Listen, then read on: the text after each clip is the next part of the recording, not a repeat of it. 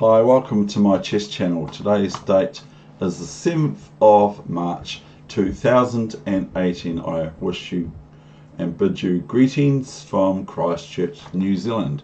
Here we go with a game that I played on the internet, chess.com, and my rated opponent is about 12 points above me at that time. So here's this game. Now there's a wee bit of repetition because it's the French again, F5 French. So it's 5 minutes and it was just played.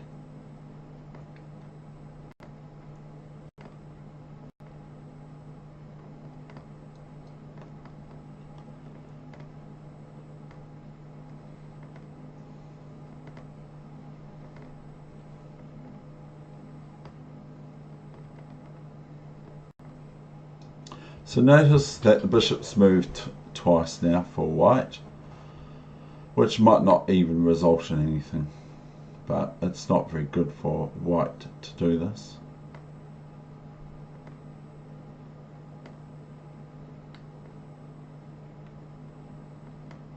Now white has rid black of their white squared bishop, which is the weaker piece of the two bishops.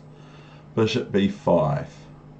Now, what would you play here if you're black like me? What would you play here?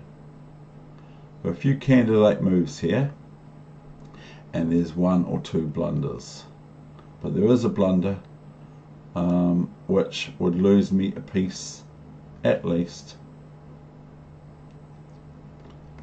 Now the blunder is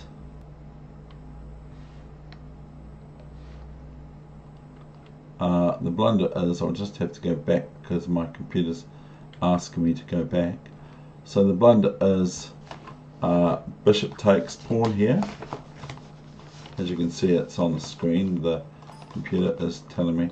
So bishop takes pawn here is no good because if bishop takes c6 and the knight defending the bishop on d4 no longer defends.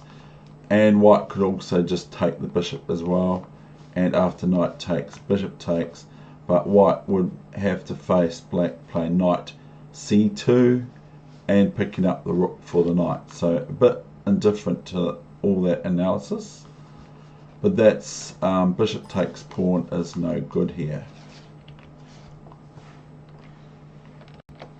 So I played rook a e8.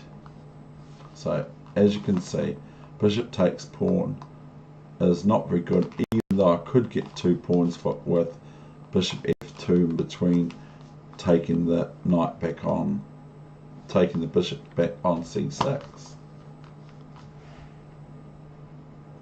Now, so what would you do if you're white here? White plays knight b c3, a6. Now this just threatens. Black could be met by this move.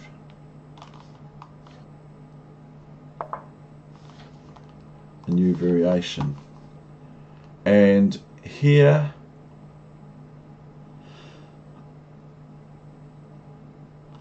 white is actually threatening this, but now the computer's on. I see I have to turn this switch off the engine, so I'll have to go back. It might have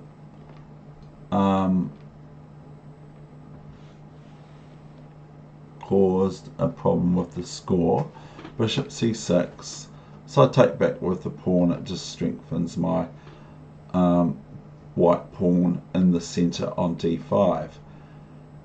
Now white's just wanting to hop into c5 with no real arguments being met by it other than bishop e7. So white swings into c5 and I take it. So here we've got obviously 2 rooks and two queens on the board each, or I've got a queen each. So I play f4. So what would you play if you're white here? So what sort of move would you consider for white here? Because I'm probably gonna just want to blast f3 in there and see what sort of happens after that. because it would be quite good for black to play f3 to pawn to bishop 6 or so, or f3. So white played f3. So this gave me my hotel square on e3 with my rook. So I should just go, I play a bit poorly really. I should just play rook to e3, etc. and play it that way. But I played it this way. So I'm just obviously threatening the c pawn on c5 with queen e7. So white responded queen d4. I went g5 for some sort of reason, for later on protection. Here I went queen e3, and here I make a mistake. So there's two options. What do you think is better? The capture of the queen, with the pawn or the rook? And if you play my move, it's the weaker of the two.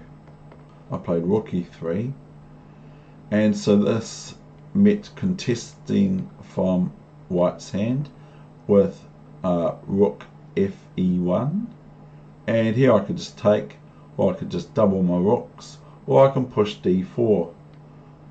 What move did I play, and what move is better than what I played? So what move would you play here? If you're black, what move would you think would be the best move here? I'm not saying it's absolutely foolproofly the better move, but I think it's better than what I played. So what move would you play? I played rook fe8. Now I think that here, oh, it's still there, rook fe8. Now I think here, pardon me, I think here that this is better. Okay, that's what I think, because if, we'll just do this new variation, if rook here, then I can just go here, see, and the rook cannot take here, of course, because I just take the rook with the rook on e3, and I win a rook for a pawn also. So that would not be very good for white. So here it would force something to be done about this rook being attacked, or else I'm just going to move my king up here if I have to wait. So other than moving away, the rook's just going to sit there and look at it, look at it, look at it, and meanwhile I can actually play this move here. So if white just plays some no good move, I can just play here. And if the rook ever takes here, I just take it with the pawn, and that's absolutely decisive for black. So anyway, sad, but I didn't play it. I played rook a e8. So I have to find rook a e8. No, I didn't play that. I played rook a e8. Now rook e3, fe3, king e2. Now is this one for me or not? I don't know. King f7. Now here's another mistake I made. It is 5-minute chess, but here's another mistake here. That's how I would like to show games on the net, because I play normal chess. I don't play spectacular chess. If you want to watch spectacular chess, which I do too, then you watch Magnus Carlsen and you watch all the greats, or you watch the old games. So here I should play d4 here yet again. d4 for black is better than what I play. I play a lame move. I play king f7. Now this is just too slow and provokes the move rook d1, which is actually threatening rook d3, etc. So I have to move quickly.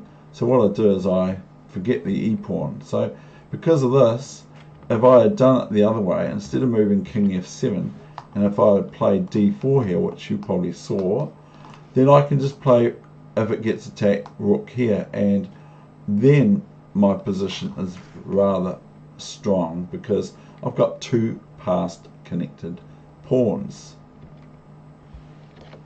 So king f7 is lame. So I have to detract myself from looking after that pawn on e3, which is a bit sad, really.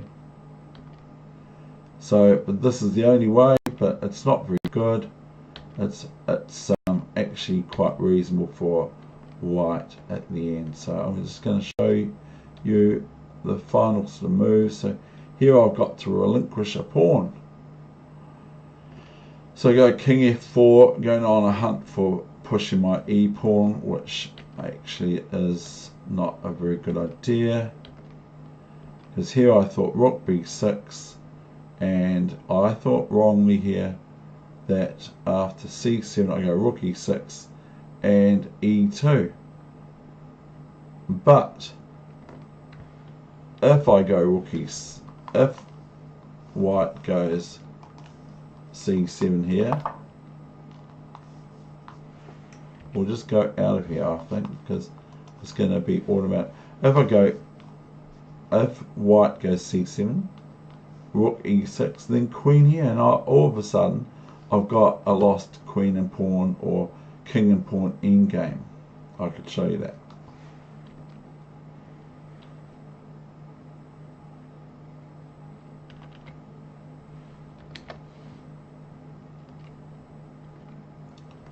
So here there's nothing else really for it, because otherwise I have to watch all sorts of things here. e2, I don't really want to move the rook somewhere. I don't think it's going to be any good, so I go e2, queen e6, e1. It's no good, terrible. Do not copy this at home, it's no good. And as you can see, white's going to promote one of these pawns to a queen, and meanwhile this pawn's stuck of mine on g5 from getting anywhere further than where it is without swapping.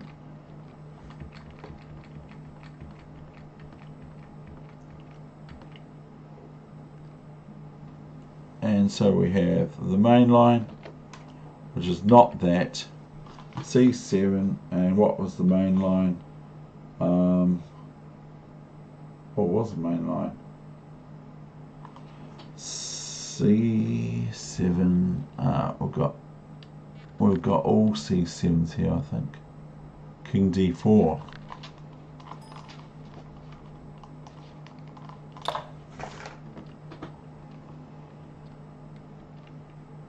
Now this is not the greatest in the world, because white actually is still possibly doing okay.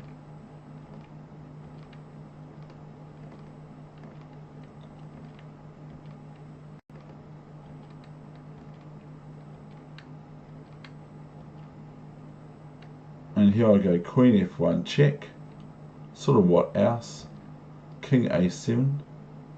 Now I believe I should go queen to e1 or something like that. I mean, what would you play here? White could be met with this move here, which is going to win the a pawn, but the b pawn can still march, and it is 5 minutes. And that was the end of the game. Thank you very much. I hope you enjoyed this session with a little bit of practical help for you as well. Be that as it may, wherever you are in your chess playing ability. I'm over and out. Thank you.